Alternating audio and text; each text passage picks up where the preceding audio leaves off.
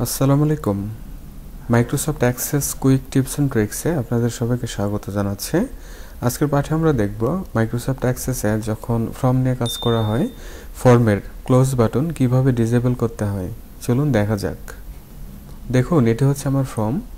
আমি যদি হোমে এসে ফর্মটিকে ভিউ করি তাহলে দেখা যাচ্ছে এখানে ক্লোজ বাটন ডিসপ্লে হচ্ছে।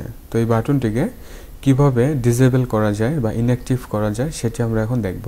তার জন্য ফর্মের ডিজাইন ভিউতে আসতে হবে। আমরা ফর্মের উপর মাউস রাইট ক্লিক করলে ডিজাইন ভিউ পেয়ে থাকি, ক্লিক করতে হবে, তাহলে ফর্মটি ডিজাইন মোডে চলে আসবে। এখন আমরা আসি ফর্ম ডিজাইন, এখান থেকে প্রপার্টি শিট নিতে হবে।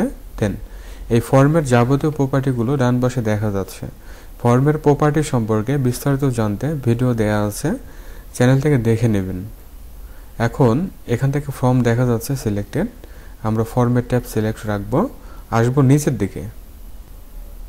নিচের দিকে আসলে আমরা পেয়ে যাচ্ছি ক্লোজ বাটন, এখানে ইয়েস করা আছে। আমরা যদি এই ড্রপ ডাউনে ক্লিক করি তাহলে নো ডিসপ্লে হচ্ছে, অথবা এই নো এর উপরে এখন যদি ডাবল ক্লিক করা হয় তাহলে ইয়েস হবে, আবার ইয়েস এর উপরে যদি ডাবল ক্লিক করা হয় তাহলে নো হবে।